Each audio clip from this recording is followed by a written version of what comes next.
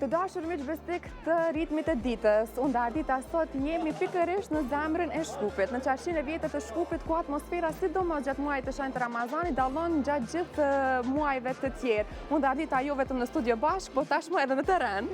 Po, është kënaqësi se së bashku dolëm për ta konsumuar një kafe unë dhe Valbona. Mirë, po atmosfera këtu në qarqinë e vjetër të Shkupit na pëlqeu shumë sepse pam shumë të rinj të cilët kanë frekuentuar shumë kafeteri për të konsumuar kafe, për të bërë muhabet, llafe muhabet dhe për të konsumuar edhe ëmbëlsira. Të ndjekim në vazhdim edhe materialin të cilin do a servojmë për ju.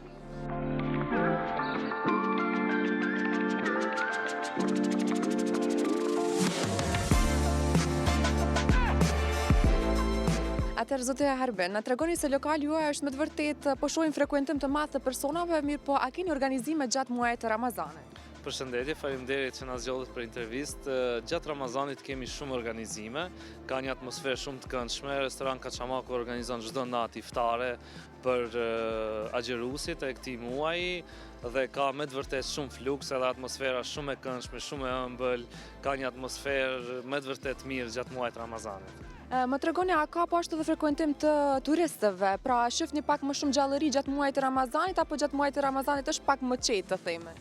Tani, gjatë muajit Ramazanit ne gjatë ditës nuk e vrejmë shumë atë fluksin e turistëve për shkak se jemi mbyllur dhe organizojmë vetëm iftare, por kemi pas raste që turistat huj, shembull polak, gjerman, kanë bërë rezervim për iftar dhe kanë dashur të provojnë atmosferën e iftarit. Si organizojmë ne, domethënë iftarin, agjeruesit si presin për ta ngrënë ushqimin dhe interesante kanë qenë momentet ku turistat kanë rezervuar për iftar, gjerman shembull, dhe kanë det, kanë prit për të konsumuar ushqim siç presin gjithë agjeruesit tjerë, kështu që ka interes, është interesante. Edhe ata e kanë ndjerë të themi atmosferën e Ramazanit mu në qarqinë e Shkupit. Unë po ashtu dua të di pak a shumë edhe për personelin tuaj. Gjatë muajit Ramazanit a është rritur personeli juaj pasi që keni më shumë të themi nevojë për shërbime kështu me radhë, po ashtu edhe përgatitja e ushqimit? Po, personeli automatikisht rritet për shkak se ne punojmë vetëm një ndrim gjatë Ramazanit dhe kështu që të dy ndrimet që janë mëngjesi dhe darka, të dy ndrimet vinë në një kohë të përbashkët. Staf na duhet shumë për shkak se ka shumë fluks dhe shumë rezervime, edhe vështirësia është që të gjithë ushqimet duhet të dalin në një kohë, në kohë të iftarit. Kështu që mirë jemi edhe me personel, për shkakun se gjithë personeli vjen në një moment të caktuar për iftar. Deri më tani, cili ka qenë numri më i madh i të themi vizitorëve apo konsumatorëve të cilët kanë ardhur dhe kanë vizituar restoranin tuaj për muajin e shenjtë të Ramazanit? Keni thënë ndonjë rekord këtë vit? Po. Tani me hapësirat që i kemi ne, deri tani kemi arritur të shërbejmë 240 veta për iftar dhe në një kohë rekord prej 30 minutash me ushqim të nxehtë dhe të freskët, me gjitha parahajet e nxehta, me fli, me speca me kajmak, me kaçamak, me gjitha ato nishane që i thonë për Ramazan. 240 veta deri tani ka qenë ai rekordi që kemi mund ne të shërbejmë agjeruesit. Cilat do të ishte edhe mesazhi juaj i fundit për të gjithë ata që duhet në fakt ta vizitojnë lokalin tuaj? Unë ju sugjeroj që ta vizitojnë lokalin tonë Kaçamaku për shkakun e shërbimit shpejt gjatë iftarit.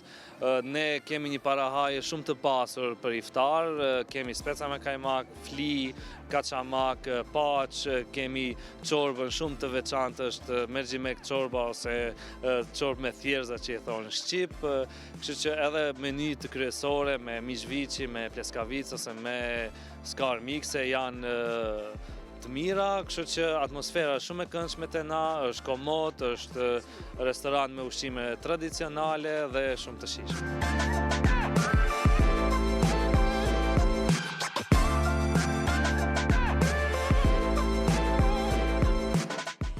Ndërsa pas iftarit të këndshëm, sigurisht që shkon mendja dhe dëshira për ndonjë ëmbëlsirë të veçantë siç është baklava apo diçka me sherbet.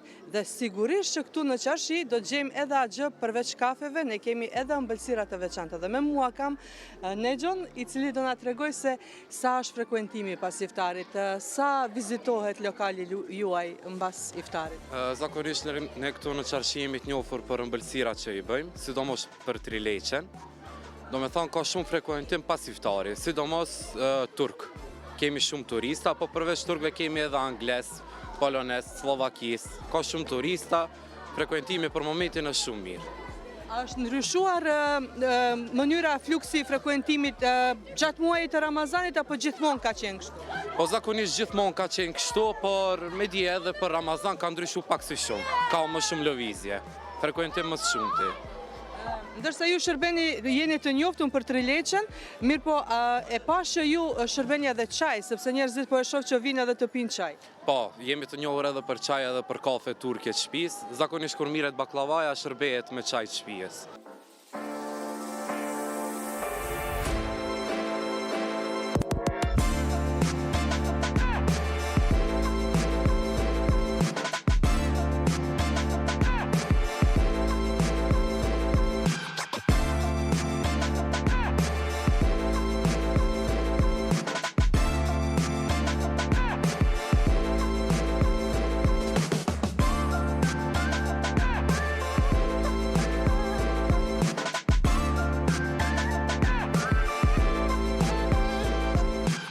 Atëherë ndodhemi në një ndër lokalet më të frekuentuara në Qarshin e Vjetër dhe ky lokal është në pronësi të dy vëllezërve.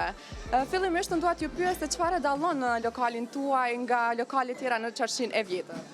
Përshëndetje, unë jam Arxendi, Monfrerin, lokalin, e dallon domethënë atmosfera, rinia, na dallon ashta mikpritja që e kena, nuk e di për tjerë, po ne mënojmë maksimumin ton, kurdo që vjen munisin në shtëpi, besoj që çaja e bën në sens që marr këtë, domethënë hala parë në punë. Vinë mështërit me pi kafe.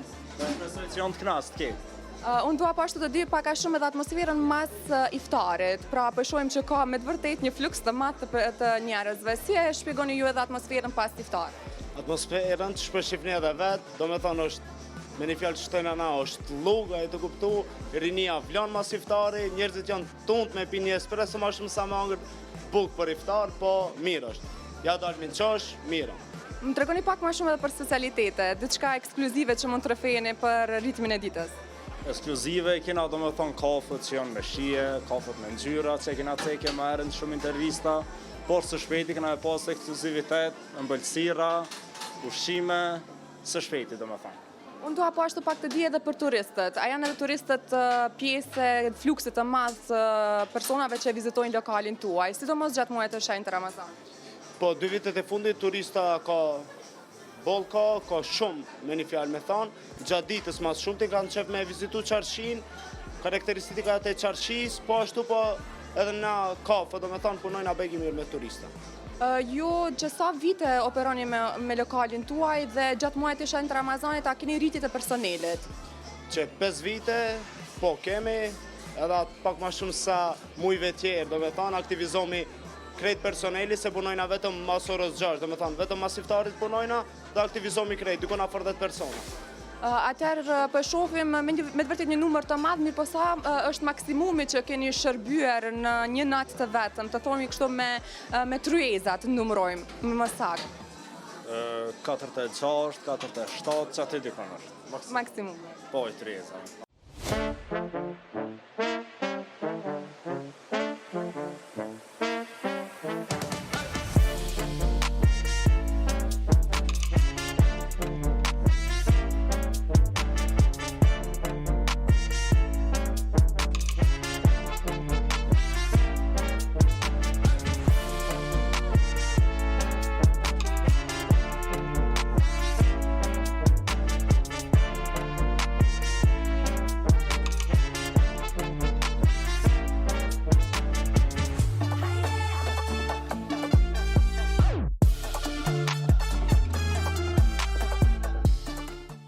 E pra të nderuar shikues, jemi në një kafeteri ku pronarja është një vajzë, një biznis i vajzave dhe në një vend ku fluksi gjithashtu në Qarshin e Vjetër është shumë i madh nga turistë, nga njerëz të cilët dalin pas ngrënies së iftarit në shtëpi për ta pirë një kafe. Pozdrav! Pozdrav, stravo! Kako vi se dopaju ova... Si e përjetoni atmosferën pas iftarit? A ka një numër të madh vizitorësh në këtë periudhë? Në lugje što dajat... Atmosfera pas iftarit është shumë e bukur dhe e gjallë. Tani fillon dhe pranvera dhe me të menjëherë ndjet një ndryshim. Njerëzit janë më të hapur, më të disponuar për të dalë, për të pirë një kafe dhe për të bërë muhabet. Pas iftarit, kjo është edhe pritshmëria jonë, të ham iftarin dhe më pas të dalim për një kafe me miqt. Kjo është edhe fryma e Ramazanit, bashkim, muhabet i këndshëm dhe qetësi shpirtërore.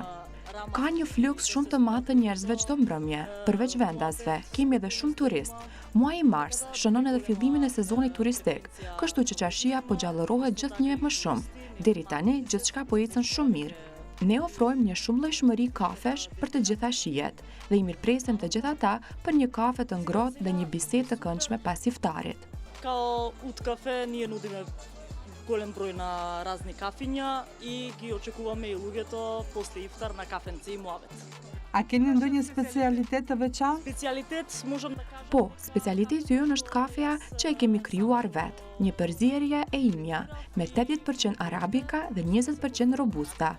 Është një shije unike që e kemi brenduar dhe që klientët tanë e pëlqejnë shumë.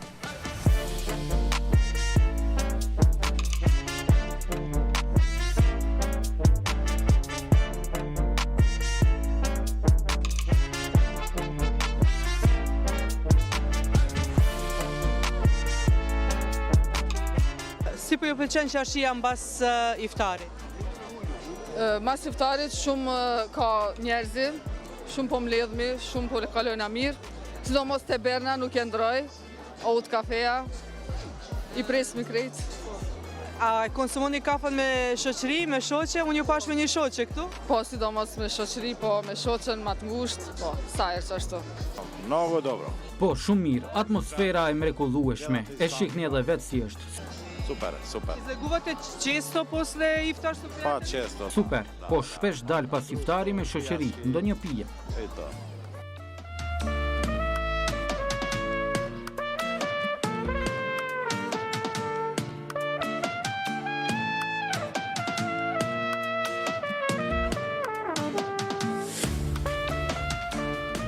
Në rrugët e çarshisë së vjetër ne takuam edhe një kampion europian të boksit i cili është mjaft i njohur. Sot bisedojmë së bashku me Adrian Azemi. Adrian, si po ndjesh dhe sa herë frekuenton ti çarshinë e vjetër? Po në çarshi dal shpesh, domethënë se është një vend që e vizitojnë shumë njerëz, turista dhe shumë. Edhe këtu jena mësu që jam më i qetë kur dal këtu, po më shumë edhe ka unë Maqedonëve dal, po më shumë çarshinë e vjetër. Edhe pse je sportist profesional, ne duam të dim se a konsumon shumë ëmbëlsira, qoftë baklavaja apo ndonjë ëmbëlsirë tjetër. Po më varet se ushqimin e kena me rregull, po tash Ramazan po duhet me aprish baklava, se po na hip sheqeri. Cilin lokal më shpesh e frekuenton në çarshinë e vjetër?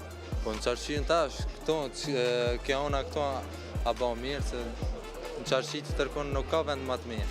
Më thënë ku janë ana shqiptarëve më shumë që ne dalën edhe na. Po e shfrytëzoj rastin me ta bëj edhe një pyetje kështu pak si intervistë, a je aktiv momentalisht në boksin apo cilat i ki planet të ardhshme? Po momentin jam, domethënë pushim, po jam përgatitje, tu përgatit po se du me dalë profesional dhe du më përgatit se duhet ja nisi për Belgjikën me boksu.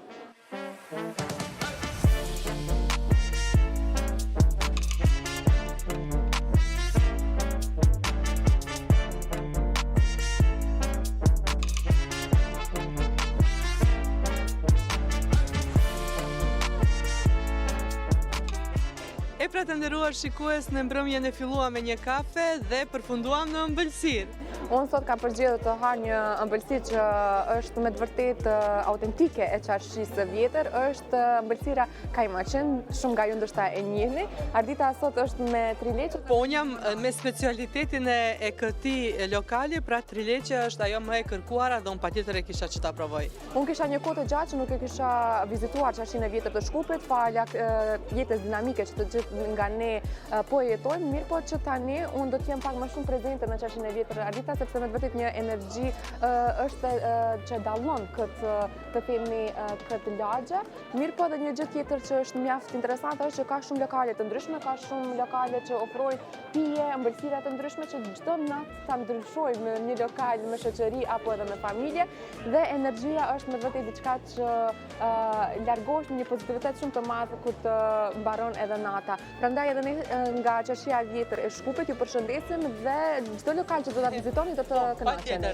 Dhe ju ftojmë që ta vizitoni Qershin, do me thënë çdo mbrëmje mbas iftarit Qershia ju pret. Jeni në Qershi.